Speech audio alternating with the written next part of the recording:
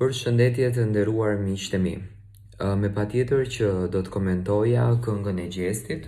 Unë i kam komentuar vipat shqiptar dhe me patjetër që do të komentoja këtë projekt i cili po merr një popularitet shumë të madh.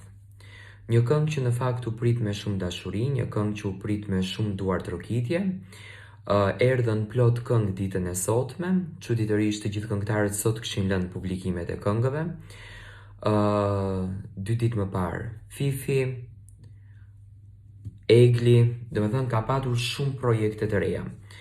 Unë e prisja që kënga e Gjestit të jetë po ky format, nuk ma merr të mendja që Gjesti do të del nga natyra e tij, do me thënë jemi mësuar ta njohim kështu. Kënga shumë e bukur, shumë adrenalin, shumë energji, klipi mirë i punuar, besoj që kanë patur mundësinë të marrin pjesë edhe më interesante, por ky klip nuk është klip i keq, është shumë klip i bukur i ngjitet natyrës së këngës, se ka shumë rëndësi natyra e këngës, se çfarë tematike përmban.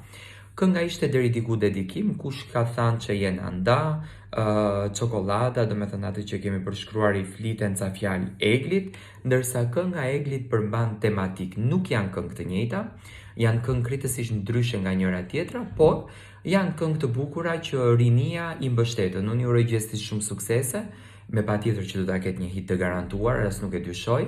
Energjia e tij në nivel, disponimi i tij në nivel, kërcimi i tij në nivel, do thënë gjithçka ishte e bukur. Të tre këngët që kanë ardhur, si Fifi, si Egli, si Gjesti, por dhe Fero që në fakt nxori këngën sonte, Leila, më pëlqyen projektet, ishin projekte fantastike, ku mbretresha e gjithë këtyre projekteve, Dafina Zeqiri, ka bërë një superlativ projekt të bukur. Do me thënë, 4 projekte gjigante nga 4 artistë gjigant në 4 forma të ndryshme, por brenda tyre pam shumë botë, dhe në fakt kjo është një mesazh për botën e jashtme që artistët shqiptarë vërtet punojnë vepra të bukura.